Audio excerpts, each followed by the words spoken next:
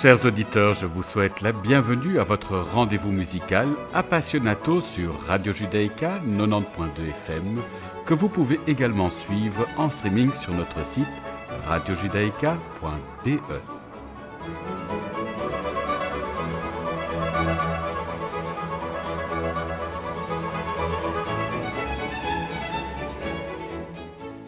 Nous avons l'immense plaisir d'accueillir aujourd'hui le ténor Reinout van Mechelen. Bonjour Reinout. Bonjour. Alors nous avons eu la joie de vous recevoir le 22 mars de cette année, mais votre actualité est tellement riche que nous n'avons pas hésité à vous réinviter à nouveau. Alors pour ceux qui ne connaîtraient pas votre parcours, je les renvoie à notre premier rendez-vous donc, que nos auditeurs peuvent retrouver sur notre site ou sur la page YouTube d'Appassionato. Alors pour résumer, voici ce que dit de vous Forum Opéra. Chanteur, chercheur, passé à la direction, Reinout van Mechelen s'est imposé en moins de 10 ans comme une des figures majeures du monde baroque. Pour débuter notre entretien, je vous propose d'écouter Ces oiseaux par leur doux ramage tiré du Temple de la gloire de Jean-Philippe Rameau. Reinout van Mechelen est accompagné de son ensemble A Nocte Temporis.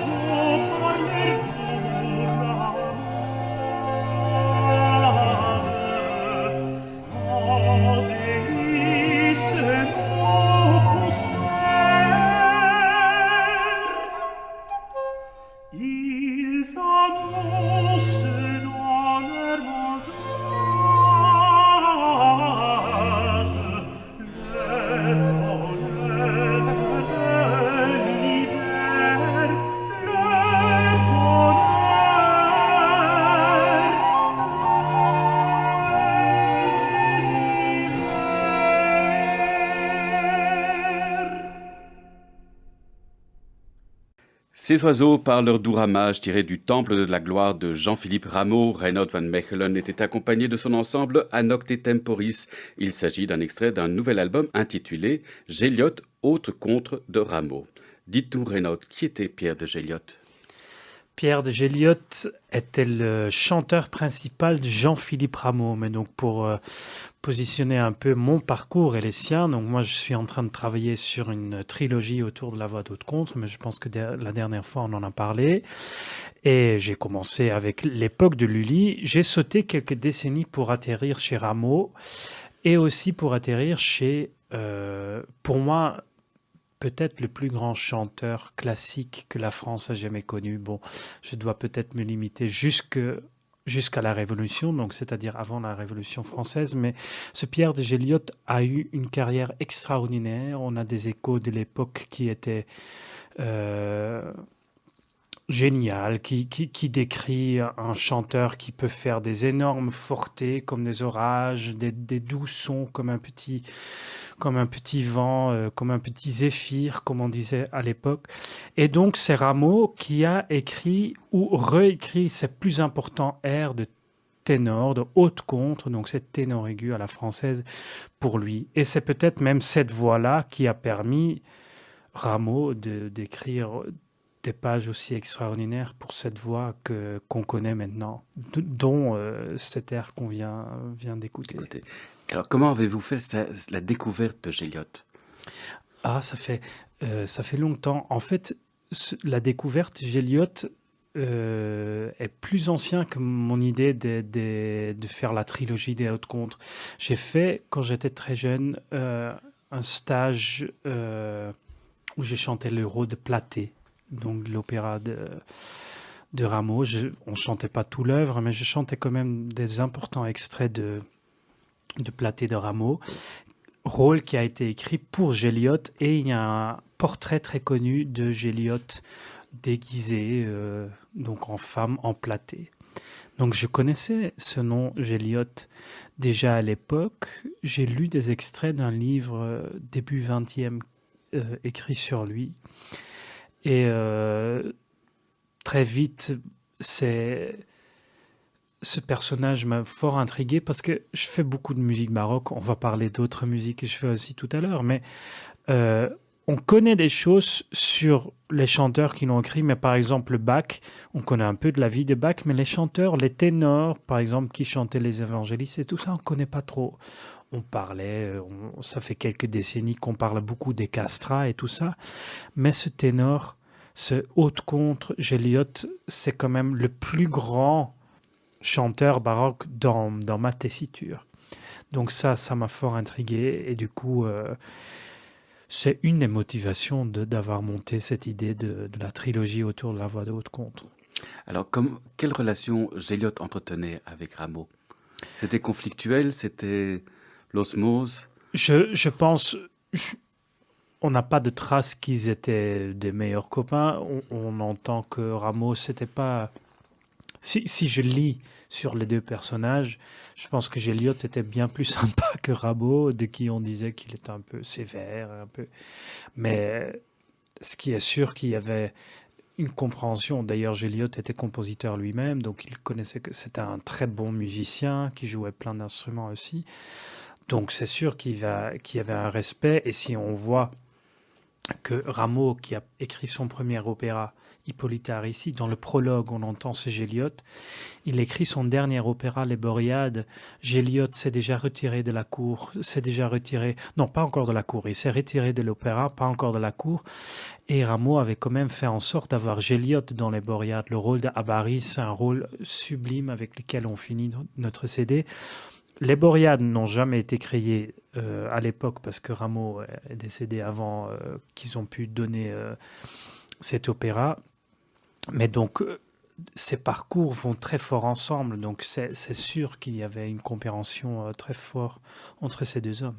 Alors vous qui connaissez bien l'œuvre de Rameau, selon vous, qu'est-ce qu'il a apporté à l'opéra? C'est dur à le dire en mots. Je sors d'une production d'Hippolyte Aricie qu'on a repris à Berlin, l'opéra de Berlin Staatsoper, qui est une grande maison européenne qui fait depuis quelques années des Baroque-Tag, donc qui met la musique baroque en valeur. Mais en fait, on se le disait avec des collègues, Rameau devrait être au niveau de Puccini, Mozart, Wagner, c'est-à-dire les couleurs qu'il met dans l'orchestre, la richesse harmonique, la richesse de l'orchestration. J'aime beaucoup la musique française qui est avant Rameau, j'aime beaucoup Campra, j'aime beaucoup Lully. Mais ce que Rameau a fait, c'est complètement extraordinaire. C'est une révolution énorme dans l'opéra, comme Campra qui écoute Hippolyte Aricie, il dit il y a assez de matériel dans cet opéra pour en écrire 10. Donc, à sa façon, oui, il a fait une révolution dans la richesse harmonique et la richesse de couleurs instrumentales qu'il a rajouté à l'opéra. C'est pas assez estimé à l'époque. Bien évidemment, ce qui est compliqué aujourd'hui, c'est qu'on a quand même idéalement besoin d'un orchestre baroque pour jouer cette musique, ce qui rend toujours les choses plus compliquées. Mais donc la révolution que lui il a mis en place, elle est incroyable.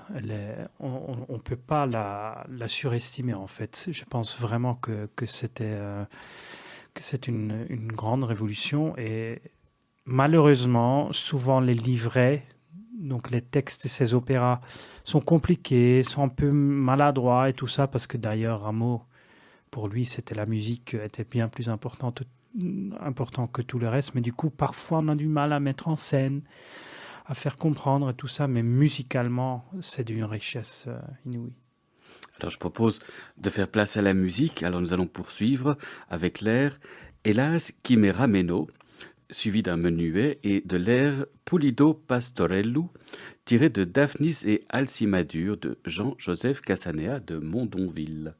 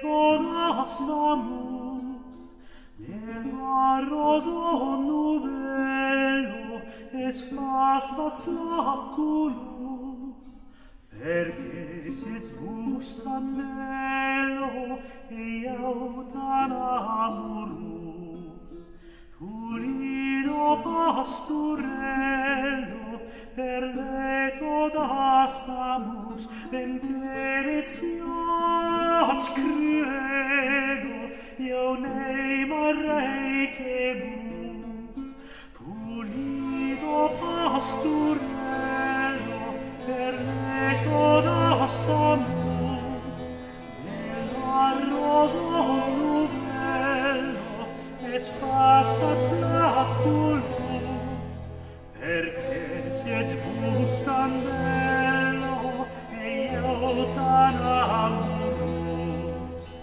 pulido pasturello per leto dassamus, benché messiats cruelo, io ne marrei che bus.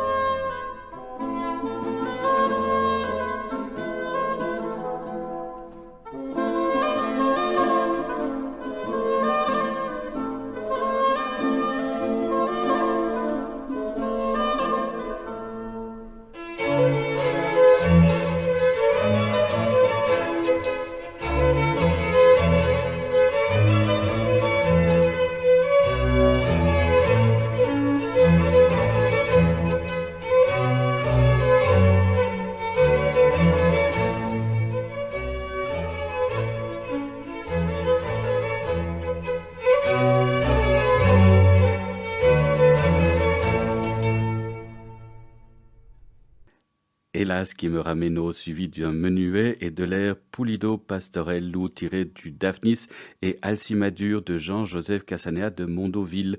Notre invité, le haut-comte Reinoud van Mechelen, chantait et dirigeait son ensemble à Nocte Temporis. Alors dites-nous Reinoud, dans cet album on trouve des extraits d'œuvres de Rameau bien sûr, mais aussi de compositeurs peu connus comme Jean-Benjamin de Laborde, Charles-Louis Millon, Antoine d'Auvergne, Pierre Montamberton.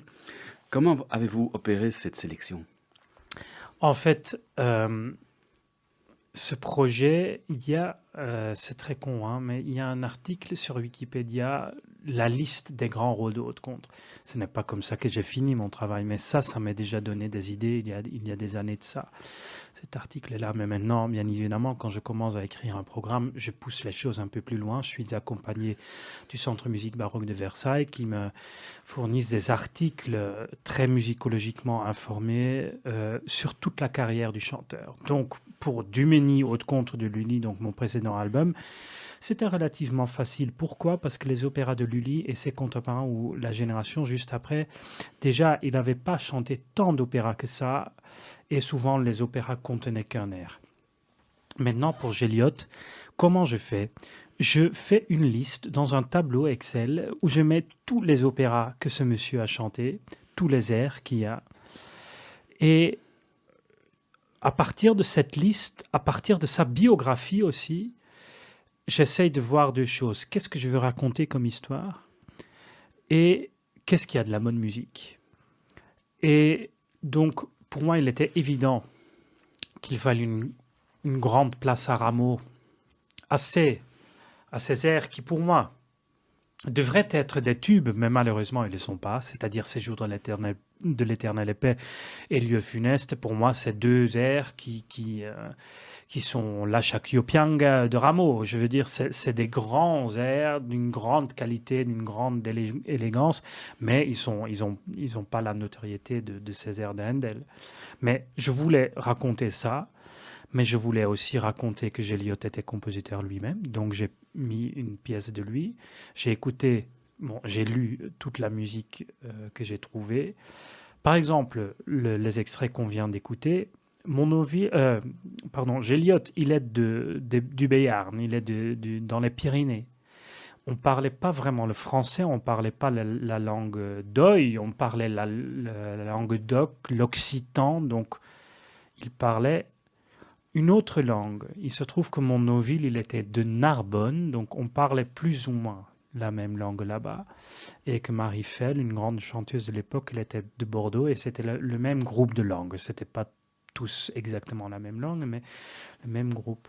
Donc je voulais parler aussi de ça, et il y a cette extraordinaire pastorale en occitan qu'on vient d'écouter des extraits. Ça, je voulais raconter, et aussi l'air, par exemple, qu'il a fait connaître c'est dans les fêtes gréco-romaines, si je ne me trompe pas. Et par exemple, Millon et des choses comme ça, c'est juste, on commence à lire de la musique et on trouve qu'il y a des compositeurs que moi, je suis quand même assez spécialisé dans le répertoire, même j'avais jamais entendu parler de ces compositeurs. Il y a même des musicologues qui m'accompagnent, qui les connaissent pas, et on trouve des pages extraordinaires. Donc c'est pour raconter plusieurs histoires à la fois. Disons, l'histoire de Géliot, mais aussi à nos auditeurs d'aujourd'hui, il y a des airs de Rameau complètement extraordinaires que vous ne connaissez même pas, mais il y a aussi toute une musique qu'on ne connaît pas, mais qui mérite vraiment d'être connue. Donc, parfois, on a tendance aujourd'hui, le mouvement de baroque, on peut dire, ou le mouvement de faire de la musique historiquement informée, ça sonne hyper lourd, mais on dit parfois, bon, le plus important à faire, ce qui n'est pas encore découvert, maintenant, ça ne doit pas être terrible. Bah, je pense qu'avec cet album, je montre qu'il y a vraiment des pages pas découvertes qui sont extraordinaires et qui méritent d'être encore découvertes. Et qui valent vraiment, oui, effectivement, la peine d'être entendus. Alors, cet album fait partie d'une trilogie. Le premier était donc consacré à Louis Collard-Dumény, celui-ci à Géliot. Le prochain, ce sera qui? Oui, le prochain, c'est un peu la fin de l'époque des hautes contres. Même si pour moi, la tradition d'hautes contres, de ces ténors aigus, avec une certaine force dans la voix, aussi avec une certaine souplesse, pour moi, toute cette tradition, elle a encore des répercussions dans le répertoire 19e. On l'ignore un peu aujourd'hui, mais moi qui commence à explorer maintenant aussi le répertoire plus tardif, je pense vraiment qu'il y a beaucoup plus de liens qu'on ne pense. Mais donc, qui est le dernier dans notre trilogie? C'est un certain Le Gros, qui était la haute contre, parce que c'est un mot féminin, malgré le fait que ça soit un homme. C'était la haute contre qui était actif quand Gluck, il est allé à Paris. Donc, lui qui a écrit beaucoup en italien, qui a été à Vienne. Mais, par exemple, Orfeo et Euridice a connu sa version française, Orphée et Eurydice, avec ce Le Gros dans le rôle titre, qui chantait du coup pas Che farò senza Euridice, mais J'ai perdu mon Eurydice, qui sera sur cet album. Donc voilà, ça sera autour de lui.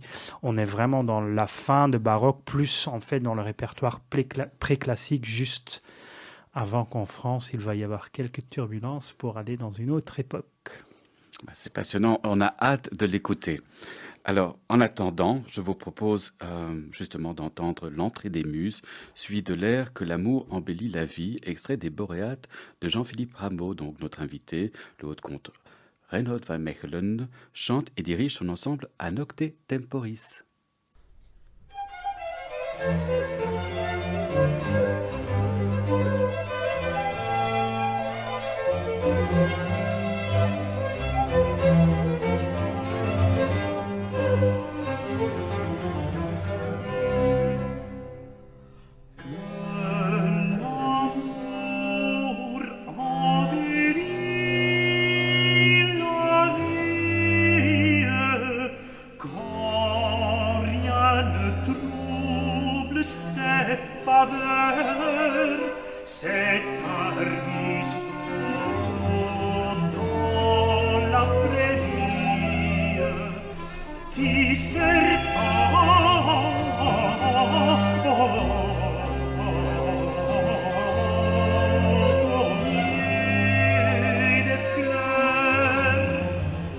Au milieu des fleurs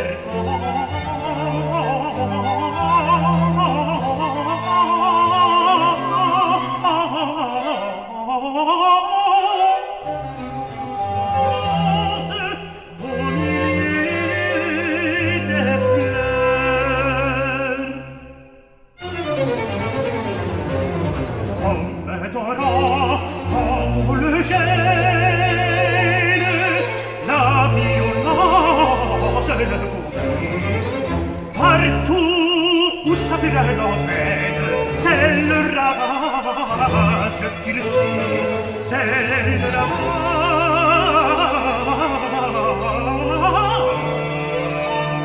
qu'il suit.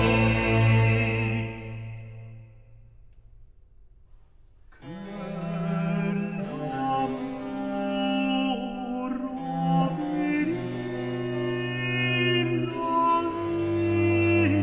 la vie, quand rien ne trouble ses faveurs, c'est un ruisseau dans la prairie qui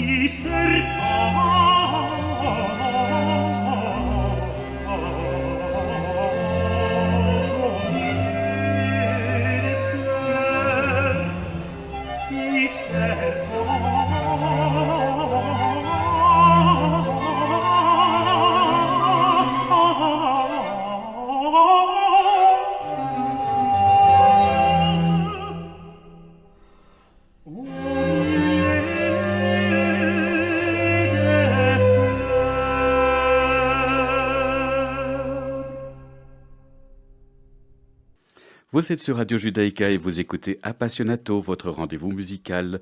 L'entrée des muses suivie de l'air Que l'amour embellit la vie, extrait des Boréades de Jean-Philippe Rameau. Notre invité, le haut-comte Reinout van Mechelen, chante et dirige son ensemble à Nocte Temporis. Il s'agit d'un extrait d'un nouvel album intitulé Géliot, haut-comte de Rameau. Alors Reinout, votre carrière est en train d'exploser. Si mes informations sont bonnes, vous venez de le dire vous-même, de représentation d'Hippolyte en Aricie de Rameau à Berlin, avec Sir Simon Rattle et Magdalena Kojena. Et vous vous préparez à une grande tournée internationale avec Philippe Herreweghe. Comment vivez-vous ce succès ? Je profite de chaque moment.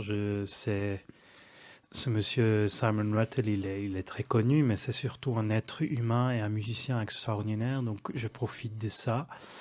Bien évidemment, on a tous comme musiciens connu des moments difficiles et ça nous rapproche, ça nous a donné comme message qu'on doit être unis et il y a une compréhension entre nous tous qui s'est renforcée.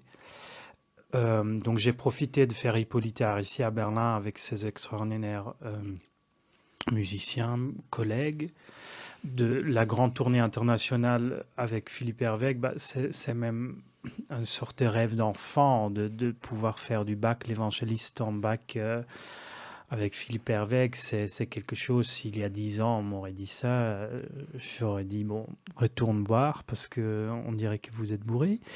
Donc voilà, ce sont des choses extraordinaires dont je profite et en même temps, je construis pour différencier ma carrière parce que c'est ça aussi qui la rend intéressante et qui me donne la motivation, c'est-à-dire j'ai monté mon ensemble sans aucune envie d'arrêter de travailler avec le reste, mais ça me motive aussi. On va monter des jolis projets comme le Requiem de Campra qu'on va jouer à Bruxelles en mars et à Namur d'ailleurs. On va d'ailleurs, dans un peu plus d'un an, on va même monter un opéra en version concert. Donc on a des jolis projets comme ça. Je vais chanter Ferrando dans Così fan tutte à l'Opéra de Flandre. J'ai maintenant une famille à la maison, donc c'est toujours chouette aussi de travailler quand même en Belgique, où j'habite. Donc il y a plein de projets comme ça qui rendent cette vie d'artiste, qui est compliquée, parce qu'il faut... C'est une passion, mais ce n'est pas juste un rêve de monter dans l'avion, sortir du train, d'être parti, de rentrer tout seul à sa chambre d'hôtel. Ce n'est pas toujours la joie, mais il y a énormément de choses qui sont très excitantes et très motivantes parce que surtout la musique entre Rameau et Bach, ils étaient contemporains, mais c'est complètement autre chose. Et ce qu'un rôle demande, un rôle d'évangéliste demande, c'est complètement autre chose que le rôle d'Hippolyte demande après d'être le chef du Requiem de Campra ou de faire de la musique plus tardive, de la musique 19e. Il y a tellement de choses à faire et de ça, je me considère vraiment très chanceux d'être accompagné de tant de musique écrit par des génies et de souvent avoir la chance de le faire avec des musiciens extraordinaires. Alors, vous avez également une autre activité puisque vous venez nous présenter une autre nouveauté discographique. Alors, il s'agit d'un album dédié aux mélodies du compositeur Édouard Lassène, paraissant sur le label Musique en Wallonie. Alors je vous propose d'écouter Schlummerlied. Anthony Romagnouk est au piano.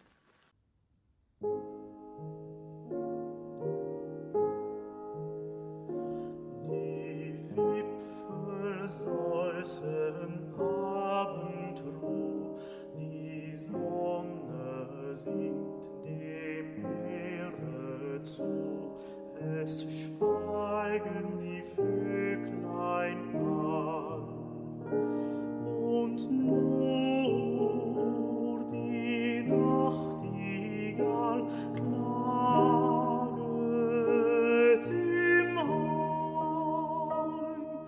Schließ, süßes Lieb, die Auglein zu und schlummre ein in sanfter Ruh.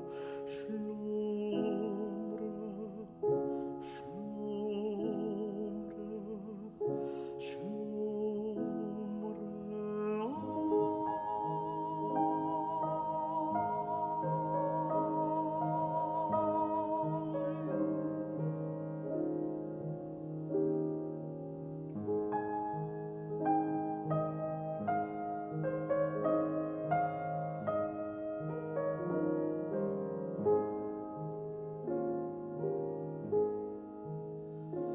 Die Sterne blinken am Himmelsraum, ums Lager weht manch schöner Traum.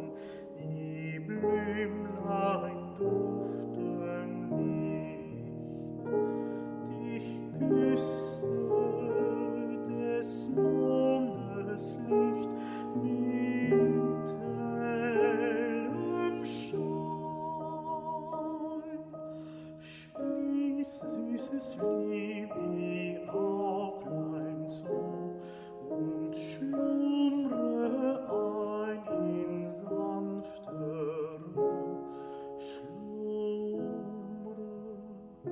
schlummre,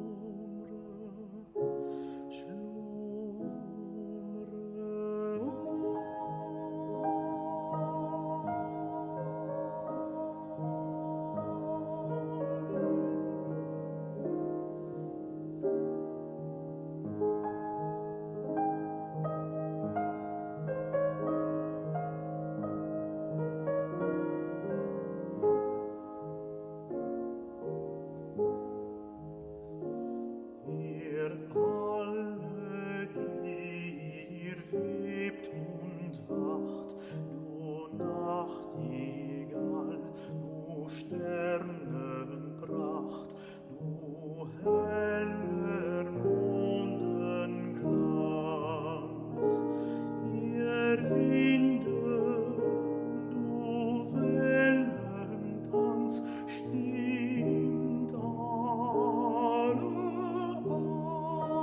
ein. Schließ, holdes Kind, die Auglein zu und schlumre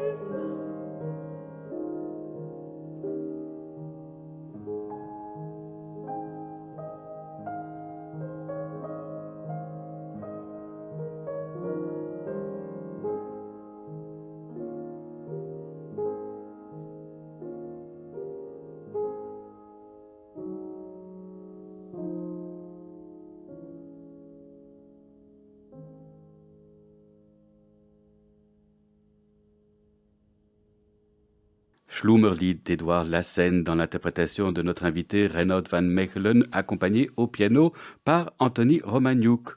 Alors Jean-Pierre Smeyers, que nous avons reçu la semaine passée, nous a parlé d'Edouard Lassen. Connaissiez-vous ce compositeur avant que Jean-Pierre Smeyers ne vous propose ce projet? Non, absolument pas. Donc en fait, c'est ça qui est aussi d'autant plus riche. Ça rejoint un peu la question précédente. Je découvre plein de choses moi-même. Parfois, il y a des gens qui me disent musicologue ou rechercheur, mais j'ai absolument aucun diplôme de ça. C'est juste que je suis curieux et que je cherche, mais que j'ai la chance que des gens qui m'ont entendu chanter du Liszt et du Schumann ont pensé à moi, connaissant cet extraordinaire compositeur Édouard Lassen que je connaissais absolument pas. Donc voilà, mon précédent album, Géliot contre de Ramos, c'est moi qui a trouvé certains compositeurs complètement inconnus. Là, il y a des musicologues, des gens curieux qui me mettent ce compositeur sur un plateau. Je commence à regarder. C'est quelque chose d'ailleurs qui m'a accompagné pendant un des confinements. C'était pas toujours évident, mais il me parle de ce compositeur et je commence à regarder. Je commence à pianoter, comme j'ai dit, parce que je ne suis pas un grand claviériste, donc je chante un peu, je teste un peu ce qui est écrit, et de plus en plus, je me dis, mais c'est extraordinaire. Ma femme, qui est musicienne aussi, ah oui, c'est quand même pas mal. Et je commence à... Il y a un grand travail, je lis plein de mélodies, je choisis, je sélectionne, puis, étape prochaine, c'est avec Anthony, avec qui on a un duo... on travaille comme duo de lead et mélodie ensemble. On commence à lire ensemble.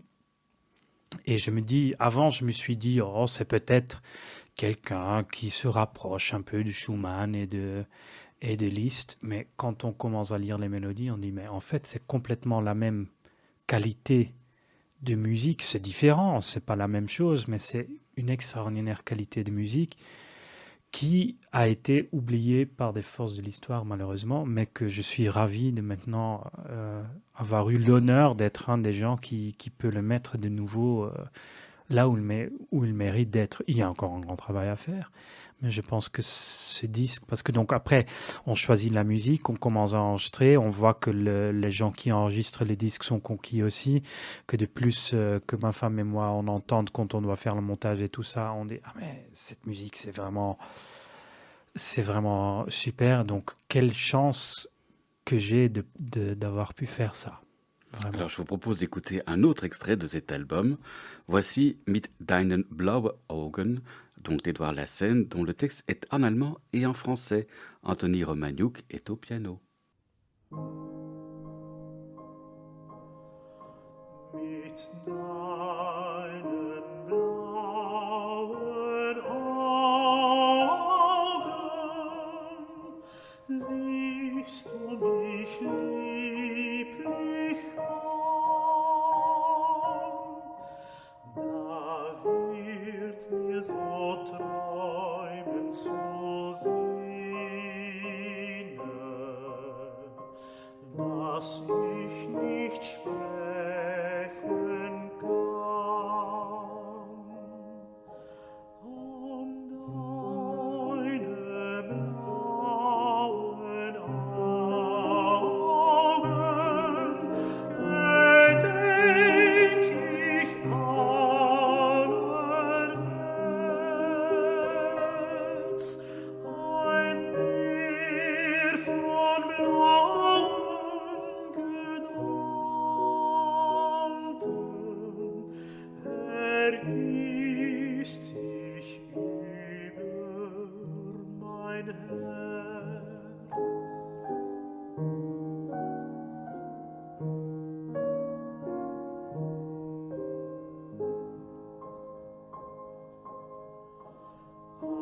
Avec le fil fragile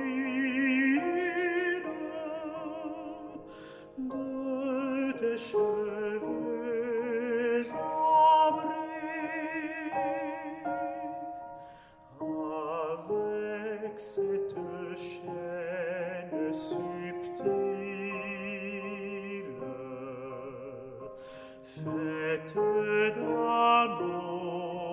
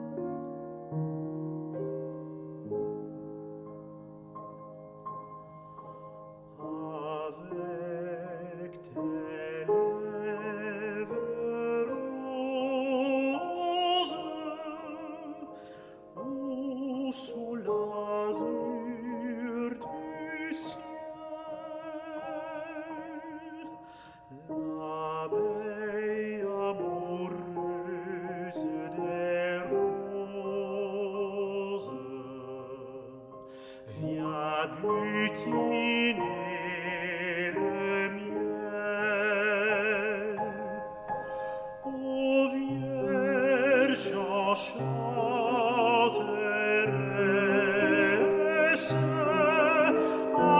avec l'air des poisons,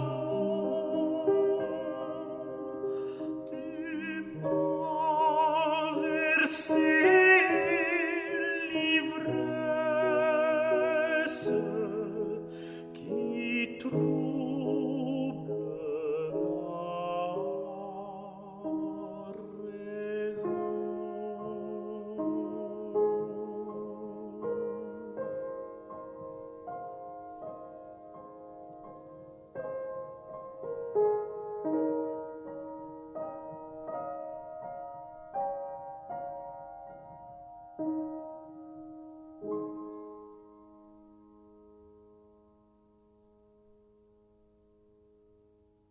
Mit deinen blaue Augen d'Edouard Lassen dans l'interprétation de notre invité Reinoud van Mechelen, accompagné au piano par Anthony Romagnouk. Il s'agit d'une nouvelle parution du label Musique en Wallonie. Alors, Reinoud, nous avons comme tradition d'offrir à notre invité nous faire découvrir un morceau de son choix. Qu'aimeriez-vous nous faire entendre? Ah, mais c'était cette fois-ci la question, il me semble, et d'ailleurs j'espère que je ne me répète pas, mais c'était quelque chose qui était important pour moi dans Tout à mon fait. enfance. Et donc j'ai choisi l'ouverture, le début des Vêpres de Monteverdi. Parce que je chantais dans des chœurs d'enfants et on faisait des concerts comme juste entre le chœur, mais un des premiers projets qu'on a fait, on participait à des Vêpres de Monteverdi avec un chœur d'adultes qui était là, avec un orchestre constitué, tout ça. Et donc c'était un des grands souvenirs, on avait chanté ce concert, je m'étais senti pour la première fois un peu musicien, j'avais 10 ans, et j'étais complètement conquis par cette musique et par ce sentiment d'être musicien. Et c'est avec cette idée que je me suis couché ce soir-là. Et ça me reste. Et ces chœurs d'ouverture, il se trouve aussi qu'on avait chez nous un CD avec...